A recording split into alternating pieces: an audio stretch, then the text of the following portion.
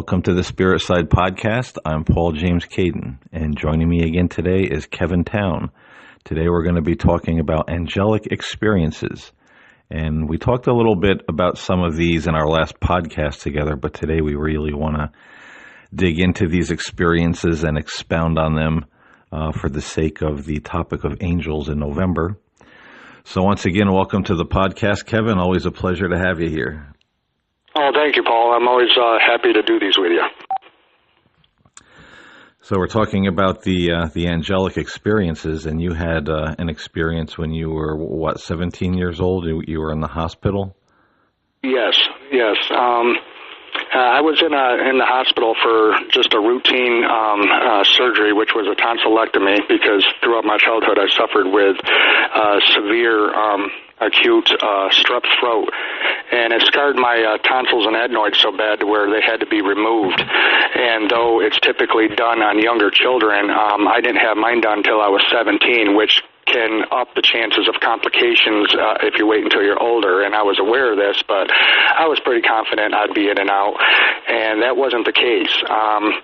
I went through the surgery. My surgeon was Dr. Galil. He was a Mideastern surgeon, very good guy, very good bedside manner, and I knew he'd done many of these in his career, so I was confident everything was going to be smooth. So I went through the tonsillectomy, and though I'd never experienced anything like it, it was pretty horrific as far as how my throat felt once the procedure was done. It was like trying to swallow razor blades because of all the what had been done in my throat. And I remember Dr. Galil telling me, whatever you do, don't cough, don't try to clear your throat, don't do anything that's going to disrupt where I worked on your throat. And so I thought, okay, that's no big deal. Well, come to find out that after I was I left the recovery room where I came to, and then they put me in a regular hospital room just to watch me. And shortly thereafter, I had like a nasal drip that as I was laying in my hospital bed on my back, and I was in a room all by myself. It was a double occupancy room, but I was in the bed that was closest to the hallway door, and the bed opposite me that was near the room, the windows of the room, was empty. There was nobody in it, and there was a curtain that was between the beds, but it was pushed all the way back against the wall, so the whole room was open. And as I'm laying there, I didn't have any TV service because I didn't have the money to pay for that separately. So there was nothing to do but just lay in my hospital room, which I always had the nurses leave the lights off because when I'm not feeling good or I want to get rest, I like a room very dark. But the bathroom door was, and it's one of those wide bathroom heavy doors, solid wood, and it's like handicapped accessible, so someone could get in with a wheelchair, so it was like a very wide door, but it was open about halfway, and the bathroom light was left on, so there was enough light that would come in and illuminate the room just enough at nighttime to where it was like a night light. So I'm laying there following surgery in my hospital bed, and I had this nasal drip problem going on. And I was trying to so carefully just swallow and not choke and not let it get to me. And I was trying to just tell myself, don't worry about it, don't worry about it. And it just started getting worse. And it got to where I felt like it was going to go into my lungs, like I was going to aspirate it. And I just had to sit up a little bit, not all the way, but just a little bit, because it was starting to get scary. And I just went just a little bit like that with my throat, not thinking it was anything bad at all. But then I felt a rush of liquid. I mean, it was just a rush to where I was going to drown if I didn't roll over and turn my head. And all this blood, dark red blood, started coming out my mouth. And it was going all over myself, all over the mattress of the bed. It was making it down between the steel rails, and it was getting all over the floor. And all I can remember is ringing for the nurse. And when the nurse came in and she saw the volume of blood that I was hemorrhaging, the look on her face, I'll never forget it. She immediately disappeared, ran back down the hall, and got a team of people, orderlies and other nurses, and they came in and they threw on the overhead lights and they put the rails up on the bed, they unlocked the wheels, they immediately whisked me out of the room, and there I am in this bed, hemorrhaging to death, and going down the hallway really fast, and I just remember the lights overhead just whipping by.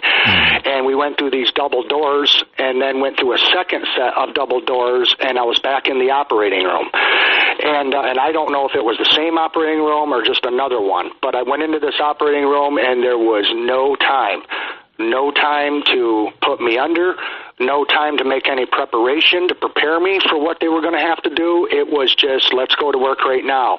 And they paged Dr. Galil. Luckily, he was still at the hospital, and he was there, and he came back in and had to get scrubbed up real quick, and they went to work on me, and Dr. Galil grabbed my jaw and did a fast left-right motion and dislocated my jaw, and I felt my chin drop down and hit the bony part of my chest. Wow. That really freaked me out. I never felt my mouth open up that wide.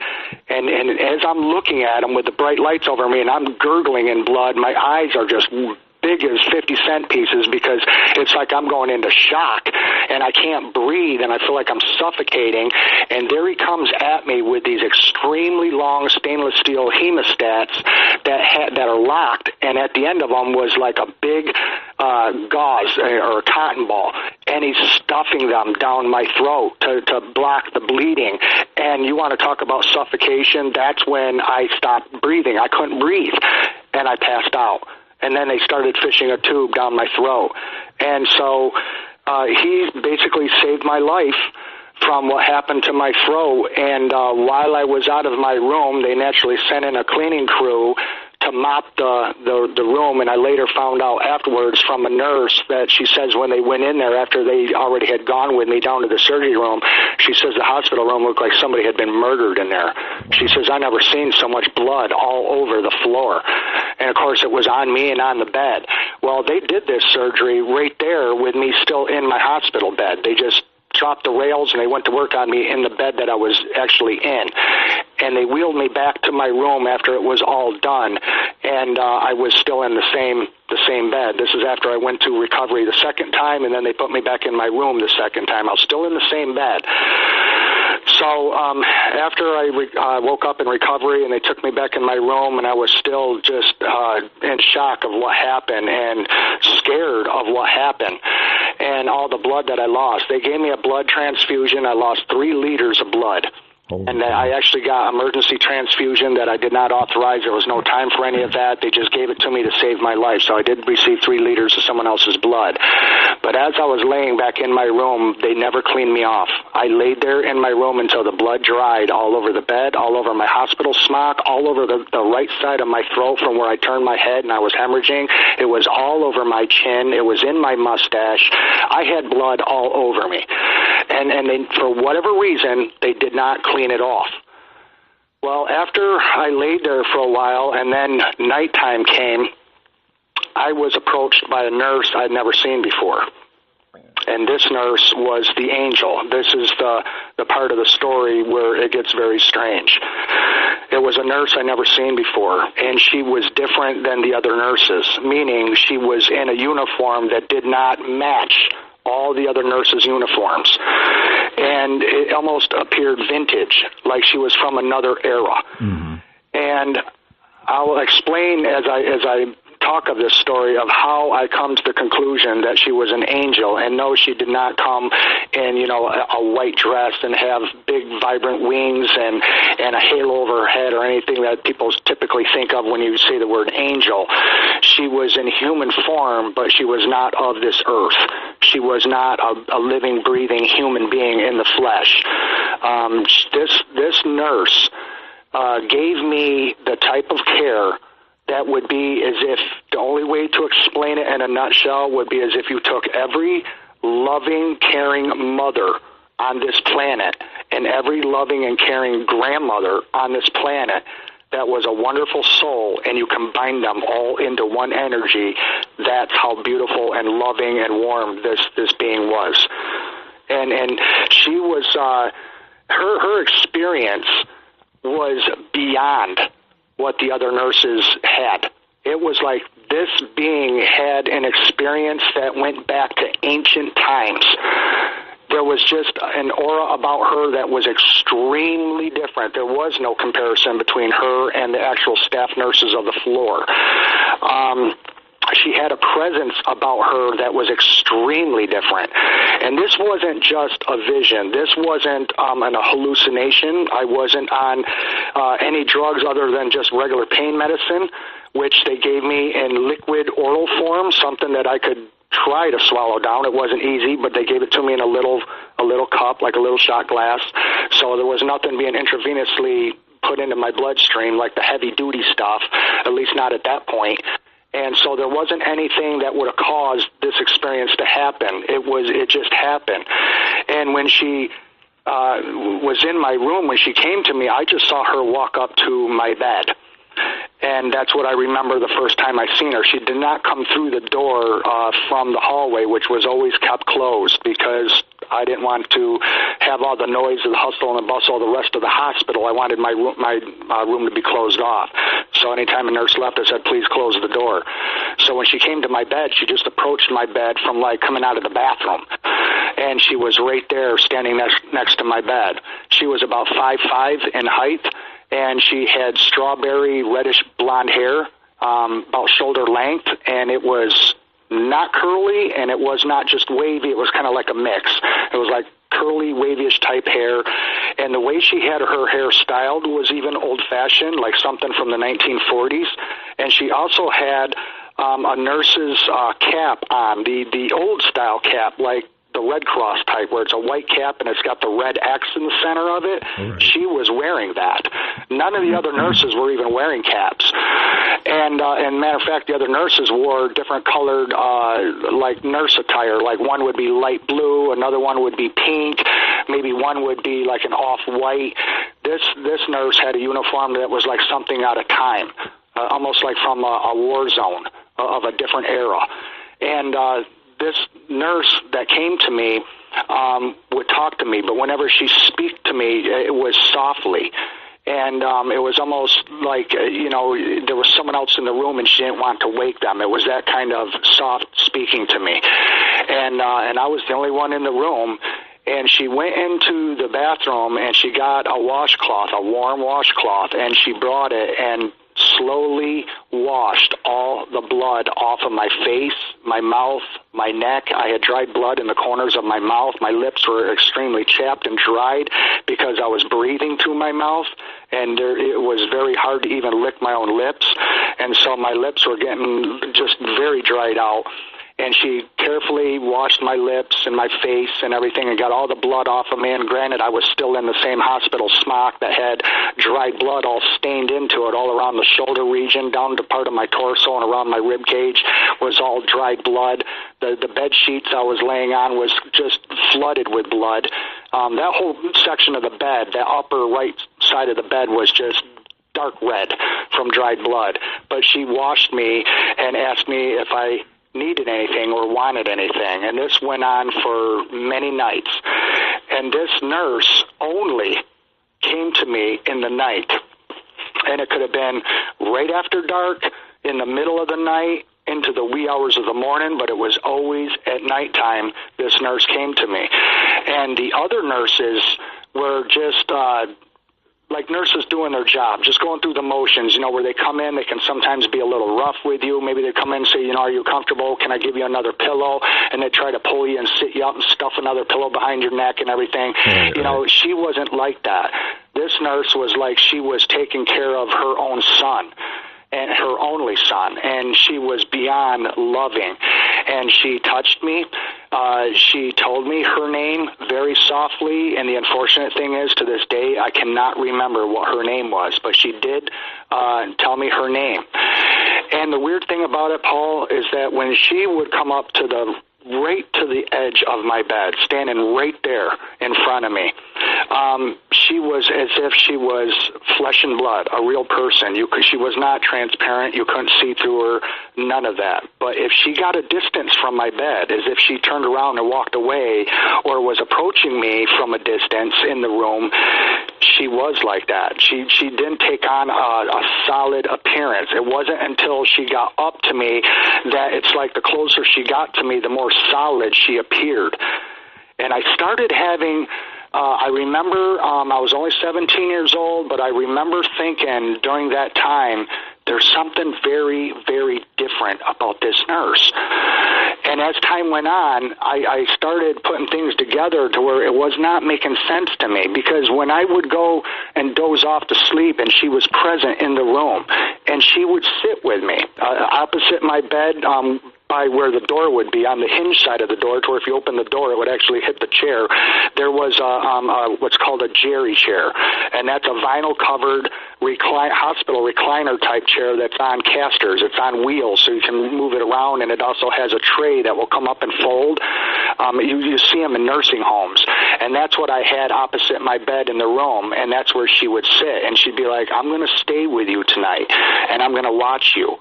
And she says, and I'm going to be right here. If you need anything, I'm right here. And she would sit there. And I didn't think too much of it. And then I would doze off, and I would be in and out of sleeping and awake, and it was just back and forth. But any time that I awoke at any given hour throughout the night, there she was. She was not sleeping. She was not reading any material. She wasn't doing anything to occupy her time sitting there with me. She was just sitting there and already staring at me in my bed. When she said she was going to watch over me, boy, she was watching over me, because she just sat there all alone by herself and would watch me. And this went on night after night after night. And I got to thinking, how is it that this nurse, with all the other patients on the floor of this wing of the hospital, how could she just be so dedicated to just me as a patient? And I started thinking about that, and it's like, this doesn't make sense, because with the cap she was wearing, it was as if she was the head charge nurse of the floor, like she was the boss of the others, but yet she wasn't. And the strange thing is that if another floor nurse on the night shift came into my room, she would disappear just before they came through the door. It was as if she knew another nurse was coming into my room, and she would be gone. And she would go into the bathroom, and that's where she would come and go from. She never, ever once during the whole 7 days that I was in the hospital did she ever come and go from the door that led to the hallway. She always went into the bathroom, and then she was gone. And so other nurses, and how I knew she was gone is because if another nurse came in at night, just before they came into the room, she would quickly go into the bathroom. The nurse that came in would also go into the bathroom, and I never heard no conversation in there like, oh, hi, Betty, how are you doing? Or anything like that. Or how is he doing tonight? Is he doing okay? Have you been, does he need anything? There was no conversation in there. They went in there by themselves, and when they came out by themselves. The other nurse disappeared. And this happened several times while I was in the hospital. And every time I woke up, there she was in that chair. And then she would get up and come over to my bed. And she says, is there anything I can get you? And sometimes I'd request a little bit of water out of a Dixie cup in the bathroom. Or I'd ask her if she could get me some Jell-O. But even when she got me Jell-O, Paul, she went into the bathroom and she'd come out with Jell-O. She never left my room, not through the hall door. And so I just started thinking about that, and it's like, how did she do that? How is this possible? And because I didn't have any television service, she probably figured as a 17-year-old kid laying in there in the condition I am after all the trauma I went through, I would probably want some TV or some form of entertainment, because there again, I wasn't getting very much sleep. I was in a lot of pain. I was at a time when I was really, really suffering. And I'll never forget that experience. And so she left my room, and this was by the third night. She left my room through the bathroom, and she was gone for quite a while. And then I dozed off to sleep. And the next time that I woke up, she was in my room, but only this time she was standing, and she was at the foot of my bed off to the right side. And she had a bag, and she had a VCR. And she bent down, and she picked them up, and she took them over, and she set them in the chair that she was sitting in. And she says, I got a VCR and some tapes for you to watch. But she did not hook the stuff up. And then she went back into the bathroom and disappeared again. Well, during the daytime, that following morning, I had different nurses that came into the room and everything, and they noticed the VCR and the tapes in the chair. And one of the nurses says, would you like this hooked up? And I says, it don't matter to me.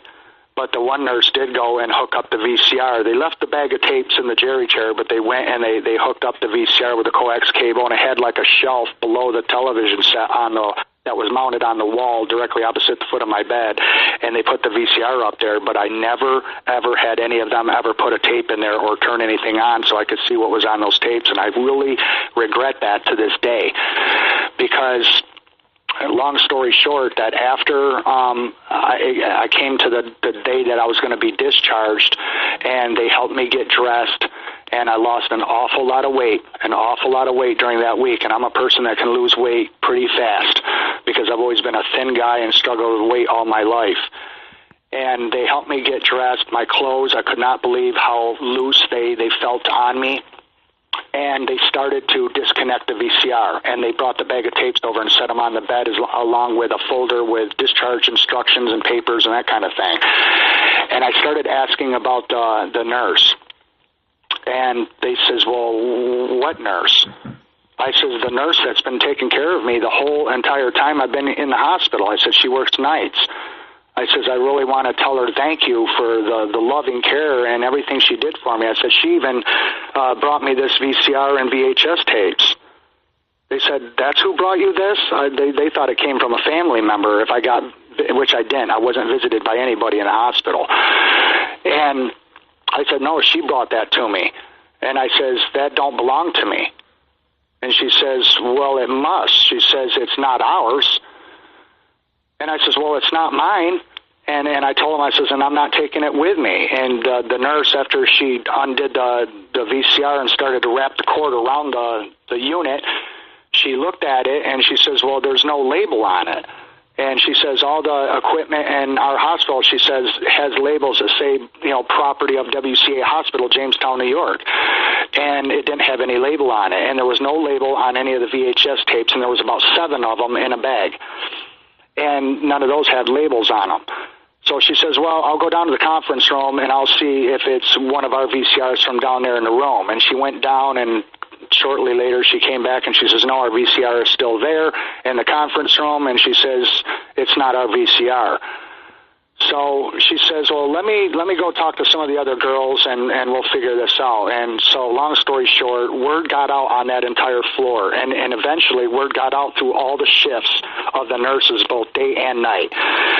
And one by one, Paul, they started coming into my room because they were curious. They were very curious with this nurse that was being rumored around the hospital of coming into my room at night and giving me care and also bringing me a VCR and a bag of tapes.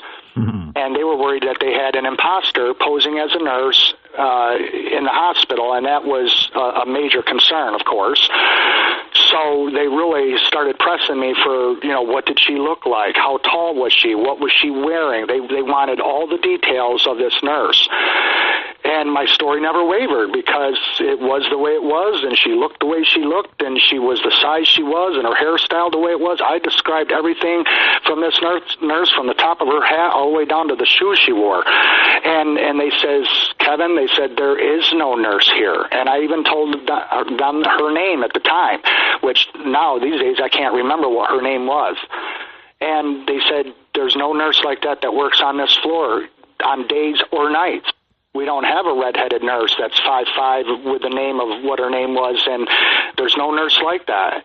And they didn't dress the way that she dressed, and they had no idea where that VCR and the tapes came from. But they were adamant they were going to pack everything up and send it home with me because it didn't belong to them. And I says, I'm not taking it because that does not belong to me. I'm not taking property that's not mine. I says, do with it what you will, but it's not mine. I'm not taking it. And she brought me physical, tangible items from somewhere else that did not belong to the hospital, did not have their label on it. It wasn't even a type of machine that they would have.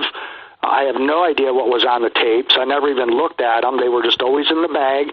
And they counted that there was 7 of them in there. I had no idea what it was, but I would have liked to know what was on those tapes. But Paul, that nurse, I do believe, was an angel just because of the care that she gave me and the tender love that she had, and the fact that it was like she was assigned to me. She never left out the door that led to the hallway. She was always there for me of all hours of the night. Now, she never appeared to me in the daytime, which was a thing that I thought was strange. So that's why I assumed she was just a night shift nurse, and she was only on the night shift. And I never dealt with her in the daytime. It was always just the regular nurses that would come and go out of my room if I ever rang the call bell or if they were just checking on me or bringing meds or whatever. But I described this nurse, and as it got throughout the entire ward of the hospital, and more nurses were coming in, and there was a time, honestly, when I was being discharged, that there was as many as 6 nurses that were working that day that came into my room, 6 of them. And they're standing there, and they're all looking at one another, and they all wanted to hear the story from my mouth and wanted to all be present as I told it again. And I kept telling it to them over and over again, the same exact story. And they were just looking at one another. Some of them had their arms folded. Some of them were just like looking with their eyes to, the one standing to the left of them, like, what do you make of this story? They didn't know what to think. Well, lo and behold, this story made it back to Dr. Galil, the surgeon that did the surgery, and he came into my room. And he says, Kevin, and he came in and he closed the door, and it was just he and I. And the other nurses went out into the hallway. He says, I hear my girls, that's what he called the nurses. He says, I hear my girls are talking about this special nurse that you had. And he put the rail down and he sat on my bed and he says, can you tell me about her? And so now I had to tell the story all over again to Dr. Galil. And I says, if you look over there in the chair, I says, that VCR and that bag of tapes, it says, doctor, she brought me that. I says, the nurses are saying it does not belong to WCA Hospital. It does not belong to me. I says, where did those items come from? I says, this nurse was real. She came to me in the night. She touched me. She washed all the blood off of me with a washcloth. And matter of fact, when the nurses checked in the bathroom, the bloody washcloth was still in the bathroom. There was a washcloth in there that had blood on it, lots of blood on it. So I couldn't get out of bed. I wasn't allowed to get out of bed. And so they knew there had to be some truth to it, and the fact that there was things that appeared in my room that none of those nurses brought me. And I didn't have any company.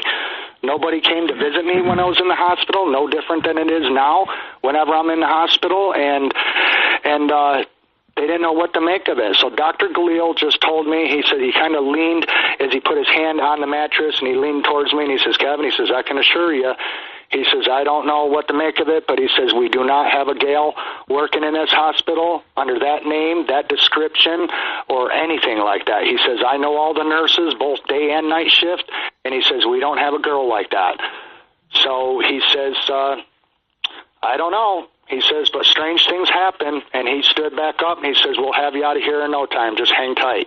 And so he was still doing the discharge papers. And shortly after that, they came into my room with a child's wheelchair because I lost so much weight that they literally, honest to God, wheeled me out of the hospital in a children's wheelchair. I got down to 90 pounds at 17 years old when I was discharged.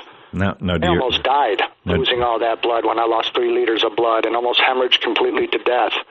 And they gave me that emergency transfusion. And in that moment of need, that nurse came to me, Paul, and she was as real as anybody out there on the street today. The only thing that was different about her is that whenever there was distance between her and my hospital bed, she became more and more like translucent. And I knew then I was dealing with something that was supernatural. And just the fact, the presence of her, the aura of her energy, just the way she was, she seemed like an ancient soul. Like she had done this 7 billion times. She seemed extremely experienced in caring for people. More so than any nurse I ever had or even have had to this day. And throughout my lifetime and all the times I've been in hospitals and dealt with nurses and coming out of surgery and you name it, to this day, I've never had a nurse that had that level of compassion and care and tender, loving, just energy of her, that she had. There's no comparison. There's absolutely no comparison to it. And the fact that she was always in my room and would always come and go from the bathroom, because that's all the more light was in my room any given night of those 7 days and 7 nights that I was in there, was just that bathroom door being open halfway and the light illuminating all the way to the side of my bed. And she would come into view, into that dim light coming from the bathroom. And I remember her touch being the most softest touch you could ever, I mean, not even a little baby's hand, if you put it on your skin, could even come close to how soft her touch was. It was absolutely unbelievable. And it was so profound that when I did that video yesterday talking about my near-death experience when I had my spermatocele surgery, that it was the second most profound thing I ever had happen in my life, this story is the first most profound thing I ever had happen. She definitely was not of this world. She came from an angelic place. She obviously was assigned to me from something, somewhere. And I do not believe that it was something that she was new to. It was like she had done this for 2,000 years. No joke. And now, do you realize just a little while ago you said her name? What's that? You said Gail. Gail? You said Gail, and you said the doctor said we don't have a Gail working here. Oh, well, that very well may be. I don't know why you think that I would remember her name, but I was so awestruck at her, just everything about her. I really wish I could explain it to convey to people the difference between her and any of the other nurses that came into the room. And during the night, I rarely had a nurse come into the room and check on me. I mean, the care, but then again, if anybody knew WCA, they would understand 100%. They'd be like, oh my God, I know exactly what you're talking about. Because that's a hospital to this day I refuse to go to anymore. Because if you want to die, that's the hospital to go to, because the care there is horrible. And it still holds true to this day. The care has not changed. That hospital has got the biggest reputation here in Western New York. Even the paramedics, when they picked me up when my lung collapsed earlier this year, and I said, do not take me to WCA, they all laughed as they loaded me out on the front steps on a stretcher, because that's where I went out and waited for them, because I didn't want a bunch of guys tracking into the house because it was kind of muddy. And so I went out and met them on the front steps, waited for the ambulance to show up, and they laughed and they understood. They said, yeah, they said, we get told that all the time. Nobody wants to go to WCA. So they took me to Westfield Hospital instead. So that's how bad the hospital was. So at nighttime, when that, and I called her the night nurse, and I published this story 3 times on the internet, and I cannot find those websites again. To go back and read the story again, but the story is on 3 different websites that deal with angelic experiences, and most of it has to do with the nursing field and hospital true stories. And there's a lot of nurses on there that post stories, and I put it on there because I called the story The Night Nurse, because she only came to me in the night, and no other nurses would come in and interrupt. Once in a while, one would come in to check on me, but then leave, and it was brief. And she would even disappear before that nurse came in. So she somehow knew if somebody was going to come into my room, and right before that door would open, she would quickly go somewhere, and she'd go into the bathroom. And I never could understand how she did that, or how when she brought me something, she brought it from the bathroom, like the Jell-O. You know, where are you going to get Jell-O from a bathroom? I mean, I can understand when I requested a little Dixie cup of water, getting that from the bathroom sink, but Jell-O, she never left the room. And that's a true story. I mean, I was aware, I was awake when I was awake. Otherwise, if I was sleeping, I don't know what she was doing. But anytime I opened my eyes and at nighttime, she was there. She was right there, sitting in that Jerry chair, or she'd be right next to my bed. And the first time that she came to me, the very first time where she approached me in my bed, it actually startled me, because the door to my room did not open. She did not enter my room from the hallway. She was already in the room. So when she first approached me, that startled me. But it wasn't like a spooky, scary. It was just I wasn't expecting it.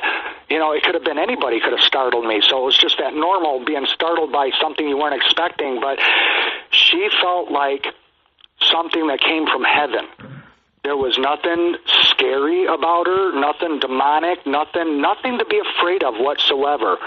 The love she had for me as a total stranger was profound. unbelievably profound. Like I said, as if you could round up every mother and grandmother that's loving and kind and generous and just awesome. If you could put all that into one soul, one energy, and bottle that, and then express that through one being, that's exactly what it was like. It was just unbelievable how much this being cared for me. I mean, she loved me like I was the only thing on the planet, the only living thing that she had to worry about or look after. And she was assigned to me like I was everything to her. And that's what set her so far apart from the rest. So when I was discharged, I didn't want to leave without personally grabbing her hand and saying, thank you so much for everything that you did for me to get me through this time. I really wanted to thank her, but I couldn't because the whole entire hospital told me she's not real. She doesn't exist. We have no idea who you're speaking of. So they thought they had an imposter.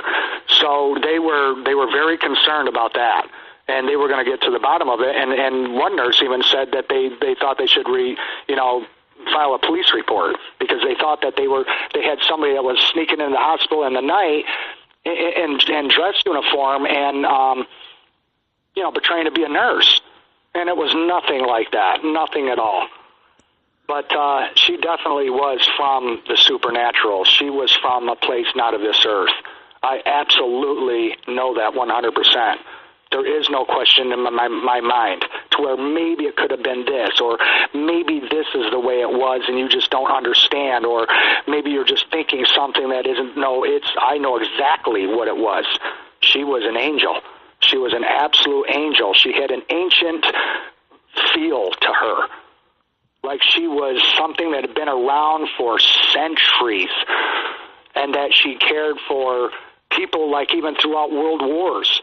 World War I, World War II, like she had helped many, many souls throughout her entire being, and it's just very hard to explain how I picked up on that, how I knew that, but she was something that had great, great experience, and she was somebody of much importance, very much importance. So I wonder to this day, if I ever go through another dark time following a surgery, regardless of the type I have done, would she ever come to me again now that I'm so much older, and would I recognize her if she did? I've always wondered that. That's something that's been on my mind every time I have a surgery, and if I'm going to be admitted into the hospital like I was when I had my appendix out earlier this year, or when my lung collapsed, I wondered as I laid in the hospital room alone with my thoughts, it's like I wonder if she's going to come to me again, because I always think about her because it was that profound. I mean, nobody can understand unless you went through it yourself and saw it with your own two eyes and experienced it, and have something like that physically touch you and you feel their touch. I could feel it, and everything and when she washed the blood off of me, and how slow and loving, and the way she did it, it was just unbelievable. So the whole entire hospital that heard the story was unbelievably intrigued, and I wish back then I could have got it all on video, because I wish you could have seen what it was like when all those nurses were in my room, and then when Dr. Galil came in and sat on my bed and wanted to hear the story, they were fascinated, absolutely, because I could tell that this wasn't the first time that these people heard a patient talk about something like this. It was almost like we've heard something like this before, and they're comparing it to the last patient that mentioned something like this, almost like they were realizing there's something very weird going on here. Because they did not act like this was the first time they were hearing something like this. They were like, oh my, there is more to this world than we think. The doctor was very interested in it. You hear the stories all the time of the doctors and nurses hearing the near-death experience tales, or the angels in the room. It's even to this day. There was one on the news not long ago where there was, I believe it was a child that was sick. The mother was in the room. It wasn't expected that the child was going to make it. And one of the nurses saw someone standing outside the room of this child, and they went to see who it was. because it didn't look like a family member. And when they got there, there was nobody on camera. But then when she went back to her station, there was, the person again. And Yeah. I think they caught the image of it. It was like, just like a person, shaped out of, white light. And they said it must have been of an angel, because shortly after that appearance, the child did recover, and, survived whatever the ailment was. But in our last couple seconds here, I want to ask you, do you ever feel her presence around you now that you're older, even a little bit? Do you still feel that she's there? Not so much now, but the last time where I felt like she was with me and I thought about it, and I also ended up in the hospital over it, was when I totaled a taxi cab. And I totaled the car so bad that the car erupted into flames because the fuel rail on the top of the engine, fuel injected, it was a Oldsmobile Cutlass Sierra, four-door sedan, and I T-boned a car at 35 mile an hour that ran the stop sign. And the car caught on fire, and the hood of the car was up over it shoved it up and over the windshield, so the backside, like where the wiper blades would be, that part of the hood that's kind of like curved, it went all the way up to the roof line on the top of the windshield, so the car was very dark. And as I pulled myself back up, because taxi cab drivers, there's a seatbelt exemption. You don't have to wear a seatbelt by law if you're a cab driver. That still holds true today. So you can make a quick exit if someone tries to rob you. So I didn't have my belt on, and I landed on the passenger floor underneath the glove compartment with the CB wrapped around my neck. The glove box was ripped off, laying on the floor, and I took out the side center console. But there was a lot of stuff that happened, and long story short, I had to force myself out of the car, and the driver door, that's the door I went out, because the body of the car was so compromised that the door was jammed. But I somehow had the strength of 100 men, and skinny me, I was able to pry that door open and squeeze through an opening enough to get out of the car, so I went burned to death. And I ran, probably 20, 30 feet from the car, and I collapsed in the intersection, and that's when the paramedics found me when they showed up. And I felt like at that brief moment when I was escaping the car, because it took a few seconds. It wasn't instant. I was in a panic. I was like, I got to get out. I thought the car was going to blow up because it was the beginning of my shift and I had a full tank of gas. Well, back then I didn't know that a gas tank won't blow up if it's full of gas. It's when it's almost empty, because it's the fumes that explode, not the gas.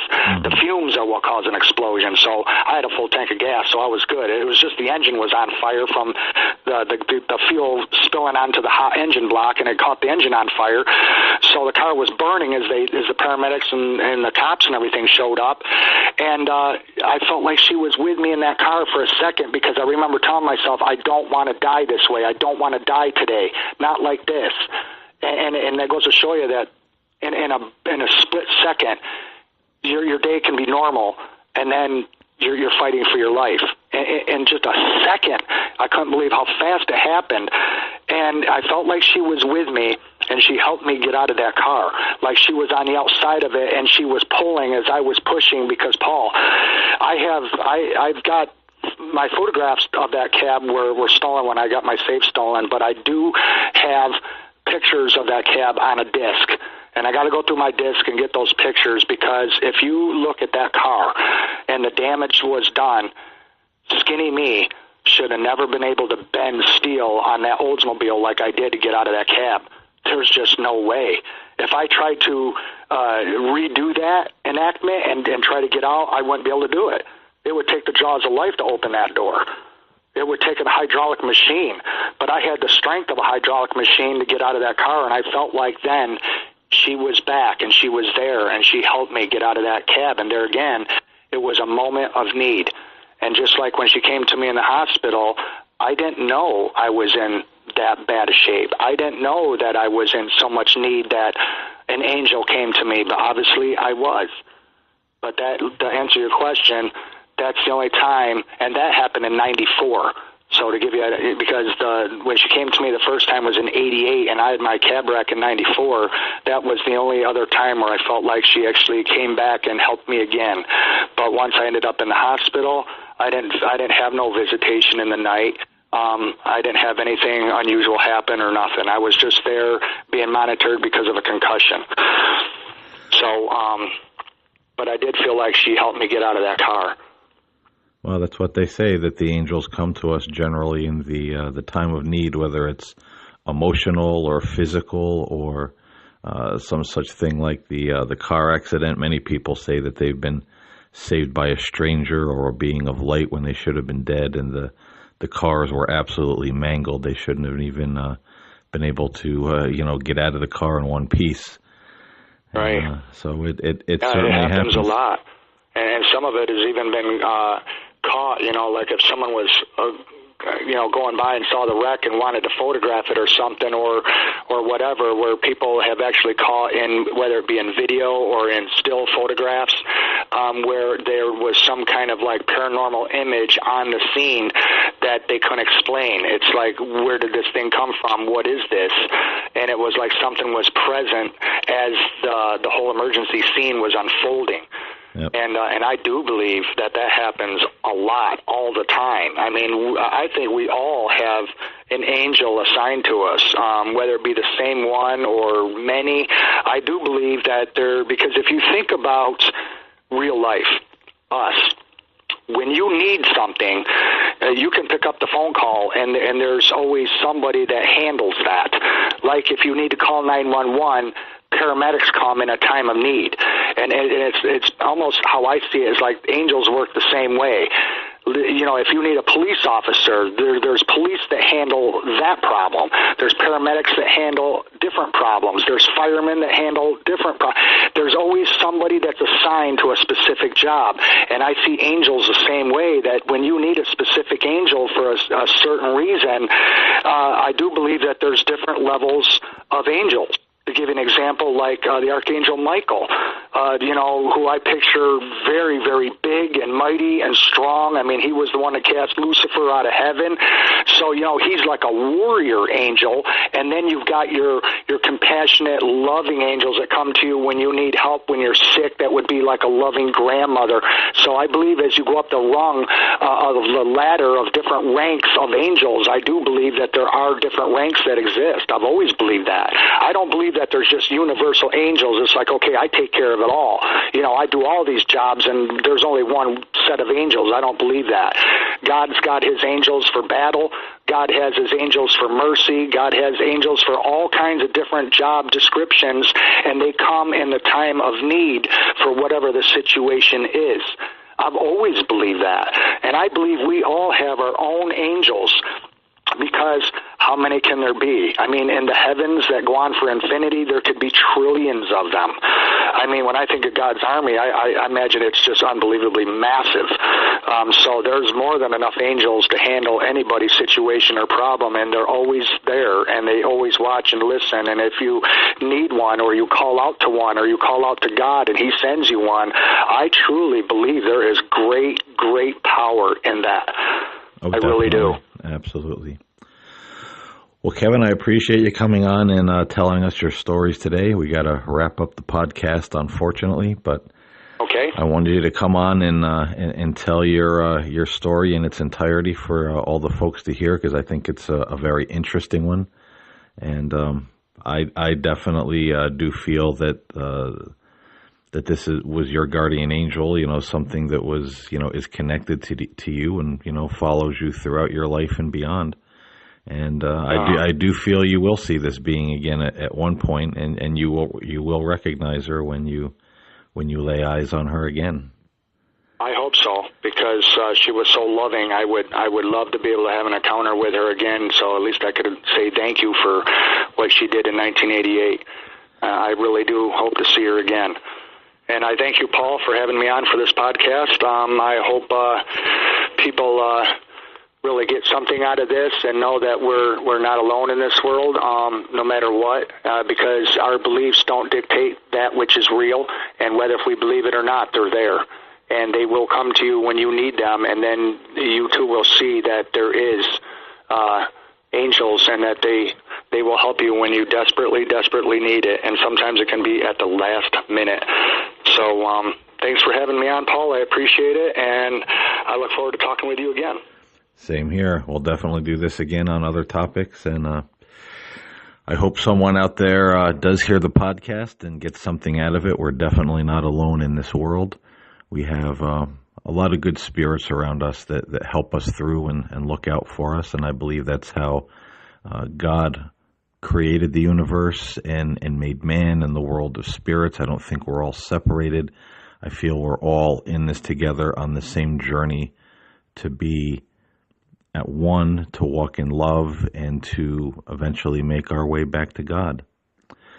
Right. So this is Paul James Caden from the Spirit Side. Until next time, I bid you all peace.